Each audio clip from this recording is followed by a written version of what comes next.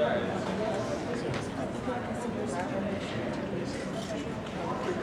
may. Okay, Jennifer Stittard. I used to be with Eddie Range Johnson. I was with her for over 7 years, but now I'm not. I'm with the community college. It's good.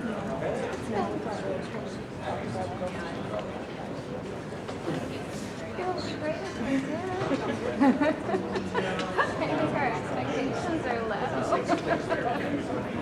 But you ventured all the way over here. Yeah. I think it'll be interesting.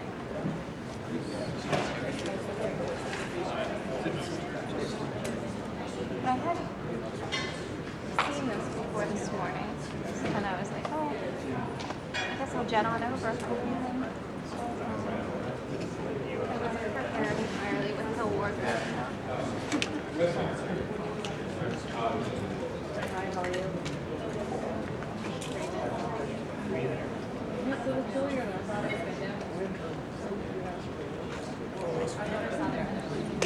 Yeah, sure.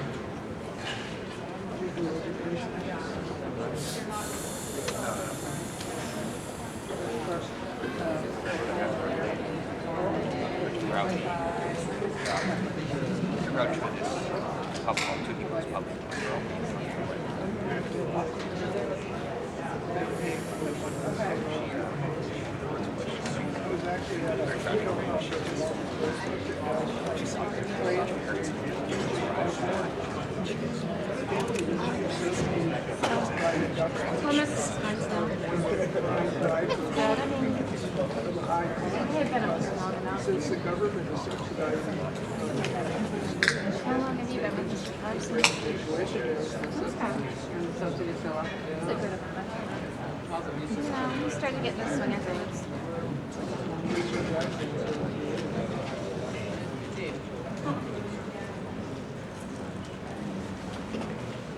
That is what is starting It always struck me as very nice. Biggest background, states aren't paying subsidizing colleges. So they have, because of Medicaid, cost of Medicaid, states are having to pay tuition, take money away from higher education. Well, even really healthy process, you have to also I'm still suffering like much nicer. Yeah, I just tradition. Technology is like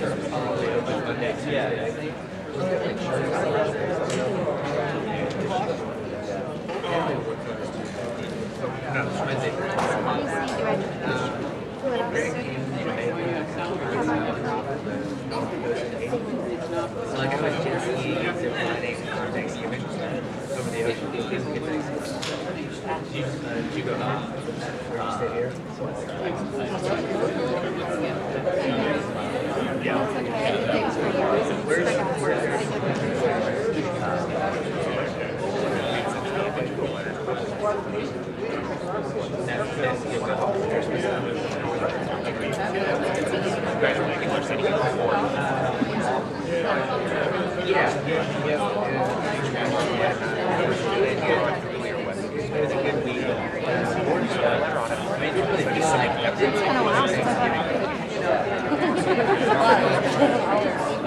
but either way, me being in DC for a week,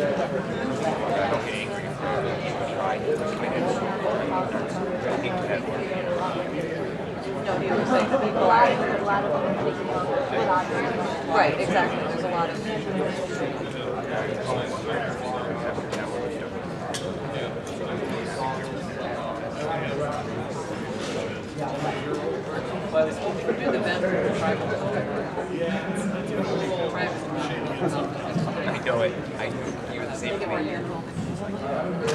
Started talking to myself. Conversation about nothing. I said, wait, I gotta go.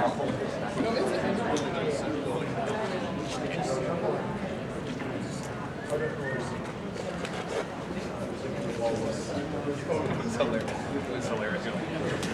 There's a couple as well.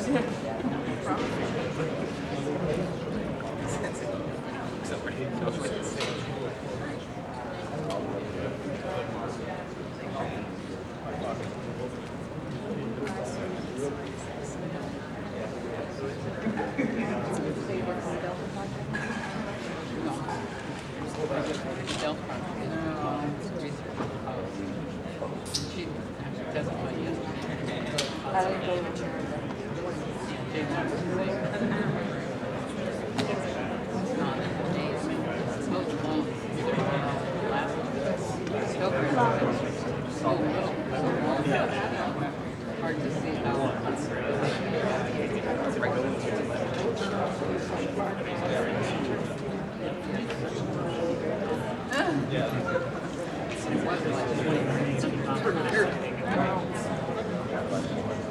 In a way, I kind of feel like an intern because I know things. You know what I mean? Like, you go out and do more of things.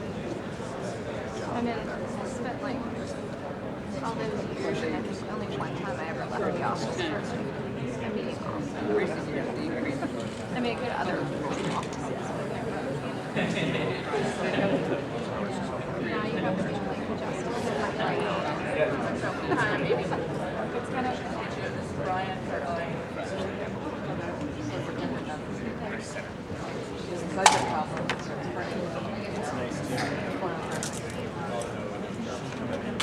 It's one of the only areas where there's avenue.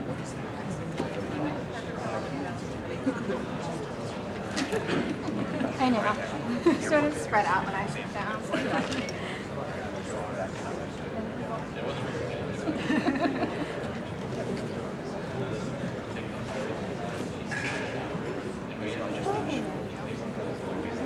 Jennifer. Nice to meet you. I feel like I've seen you around. No, maybe. I'm kind of yeah, I mainly do.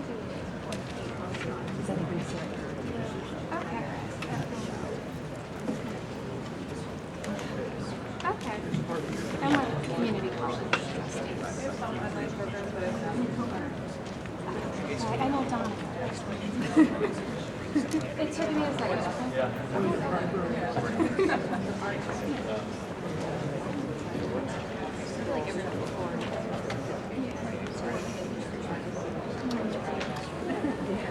Wish I were there.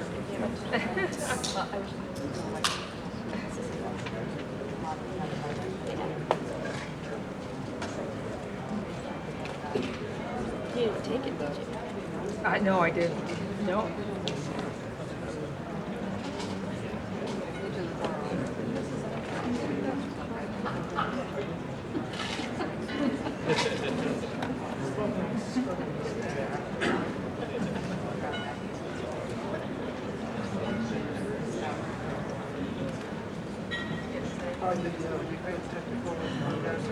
I know. So, It's hard for college graduates.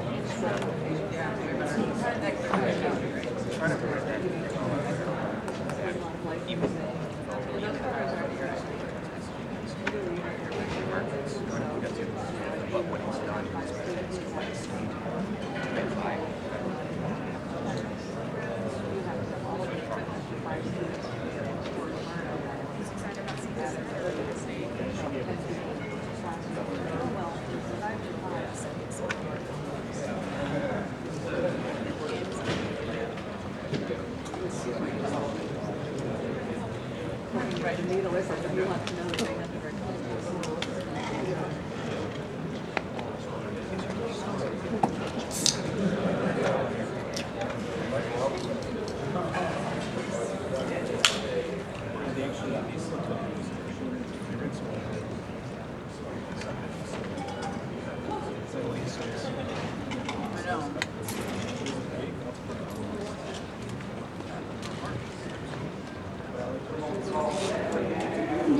think I'm good. I'll get it later. I'm settled in. Just trying to remember who's coming to call. I'm expecting higher. I'm expecting I don't know.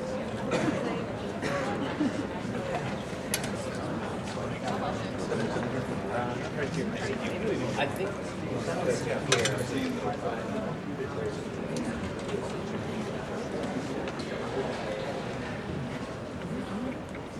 no, that's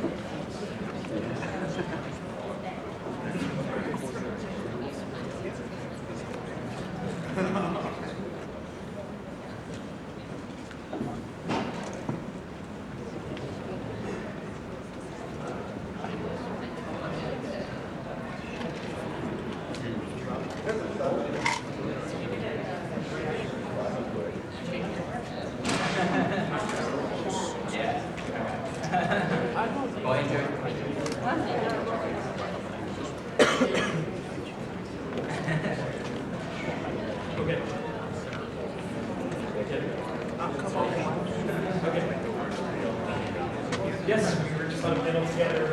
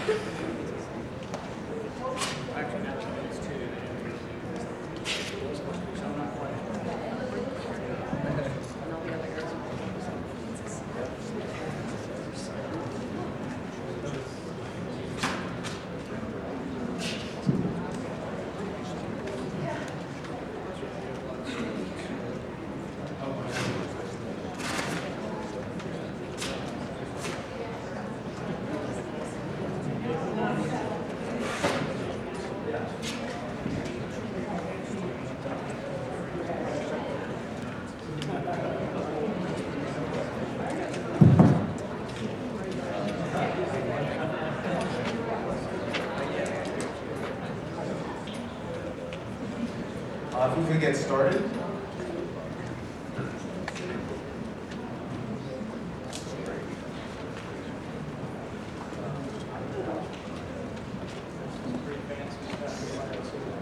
High-end audio visuals.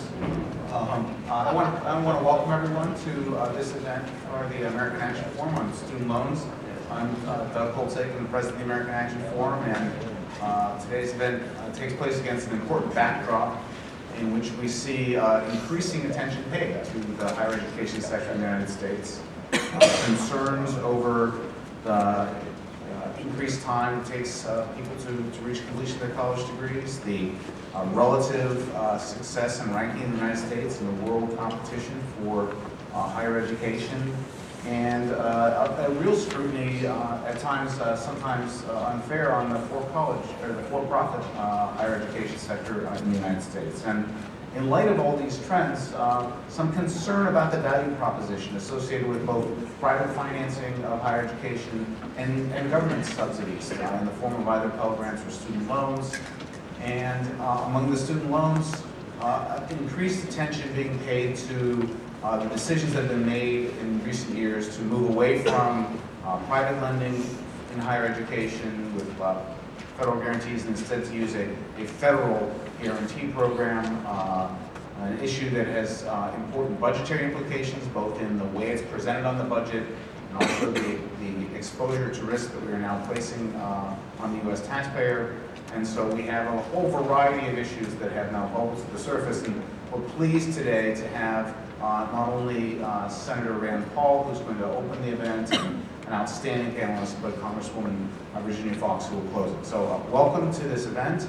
I want to welcome to the podium the senator from the great state of Kentucky, an ophthalmologist for 18 years, and now a key senator on committees ranging from small business and entrepreneurship to health, a strong voice for fiscal sobriety and for the preservation of the constitutional principles that have led this great nation to this point in time. Senator Paul.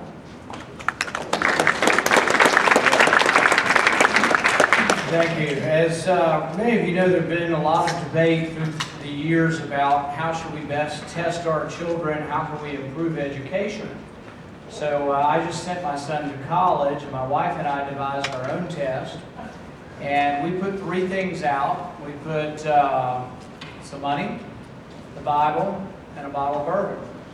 We got in the closet, and we waited to see which one he would pick up. If he picked up the money, we figured he'd go into business.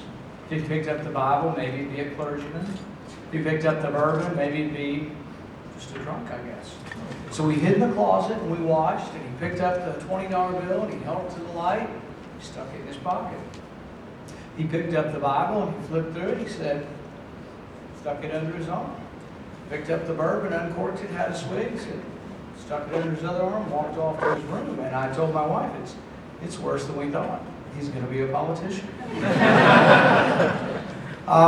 Because I've never gotten the privilege to be invited by Mr. Douglas, or the Dr. Douglas, Douglas Holtz-Egan, the famous Douglas Holtz-Egan, I wanted to impress him and show him some of my ability with, visuals and with charts. So I'm going to do a chart here, and we may ask him to interpret it. We'll see. Okay. Let's see. Actually, can I have help holding it?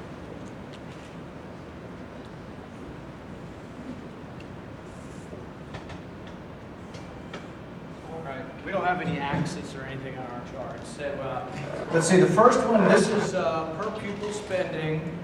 These are student scores. This is No Child Left Behind spending and mandates. These are student scores.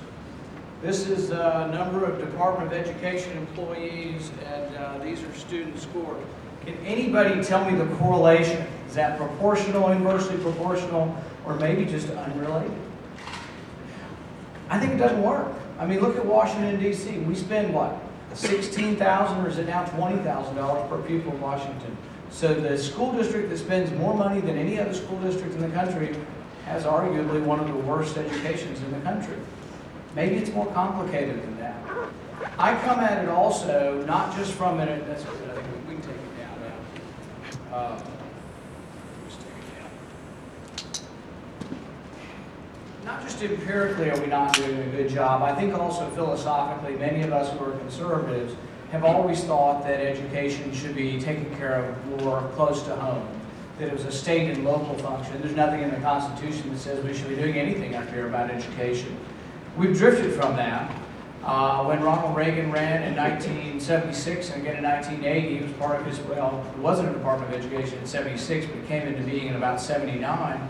He ran for eliminating the Department of Education. It was part of the Republican platform until about the year 2000, when Republicans got the idea that education sucks and we should do something about it in Washington. So they decided to double the size of the Department of Education. Since 2001, we've doubled the size of the Department of Education. We've doubled the amount of employees. We've added on mandate after mandate. And while there's a lot of money spent up here, still as a percentage of money that's spent in the states, it's small. So while states get somewhere between 5 and 10% of their overall education budget from Washington, 40% of their costs and paperwork comes from Washington. So they do get money, but to them they see it as an unfunded mandate. To me, I see the current situation that we're in as a perfect opportunity for unlikely allies to come together. Teachers haven't typically been big supporters of conservative Republicans like myself. They haven't been big supporters of federalism or big supporters of having local control of schools. But now I think they are. I think teachers are right for the free market, limited government people to go and talk to them and say, we're your friends. We think that you shouldn't be judged on how good a teacher you are from Washington, and that the expenditures and the mandates shouldn't come from Washington, and empirically they're not working. Has anybody read Malcolm Gladwell's, which one was it? Blanking on the name.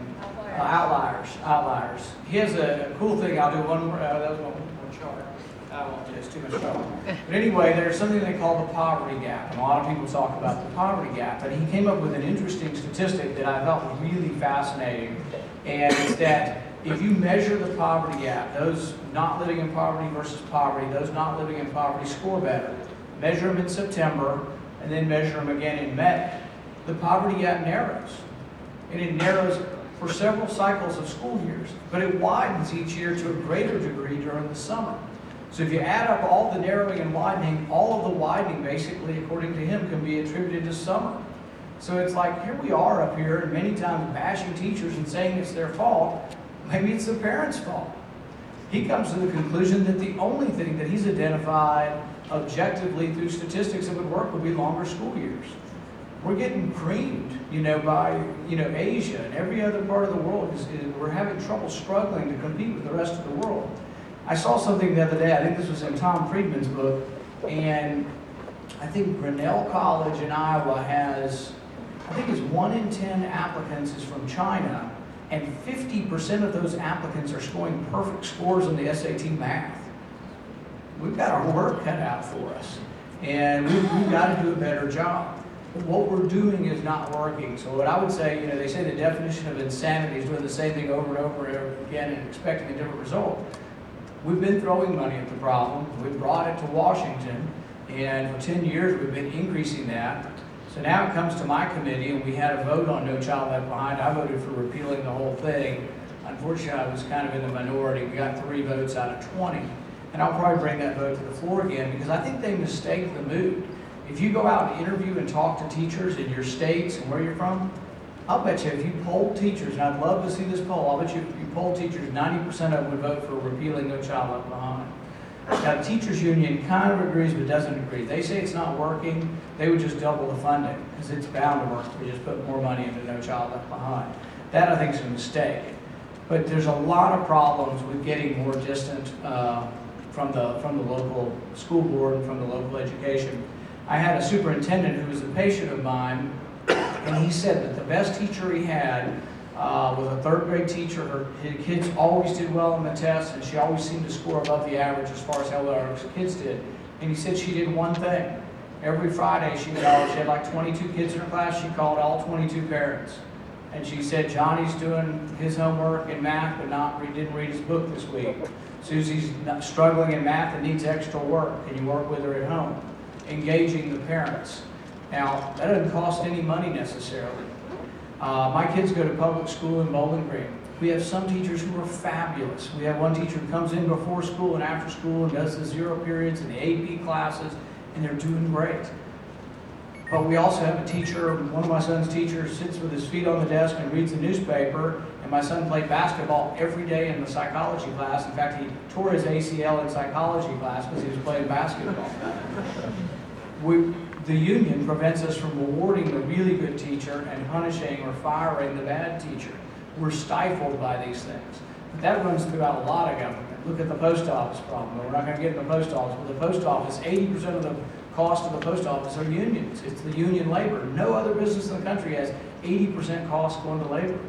But we do need to figure out another solution, another way around this. John Stossel has looked at education, and when Stossel looked at it, he said, look, you got 20 kids in a class and you're spending $7,000 per kid, $140,000. Why not on occasion give the really good teacher $140,000? But you got to break up the idea that every teacher deserves $55,000, no more, no less. The idea that everybody's going to be treated the same, and we're not going to reward some teachers and not rehire some teachers. In Stossel's program, he went through and talked about the 400 teachers in New York City who had inappropriately touched children or behaved inappropriately with kids, but could not be fired. They were in a building, they called it I forget what the name